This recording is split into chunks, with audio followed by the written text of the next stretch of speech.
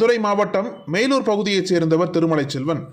33 வயதான இவர் கூலி வேலை செய்து வருகிறார்.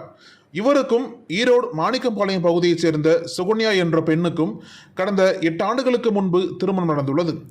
இந்த தம்பதிக்கு 7 வயதில் ஒமிசா என்ற மகளும் 4 வயதில் நிக்கில் என்ற மகனும் உள்ளனர். திருமலை செல்வனுக்கு மது குடிக்கும் பழக்கம் உள்ளது. காலப்போக்கில் மது போதைக்கு அடிமையான திருமலை செல்வன் தினம்தோறும் மது குடித்துவிட்டு மனைவி சுகன்யாவை அடித்து துன்புறுத்தி வந்துள்ளார். இதனால் இருவருக்கும் இடையே அடிக்கடி தகராறு ஏற்பட்டு வந்துள்ளது.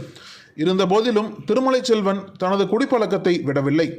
இதனால் விரக்தியடைந்த சுகன்யா கடந்த 1 மாதத்திற்கு முன்பு தனது குழந்தைகளை அழைத்து கொண்டு ஈரோடு மாணிக்கம்பாளையம் ஆண்டிக்காட்டில் உள்ள தாய் வீட்டிற்கு சென்று விட்டார்.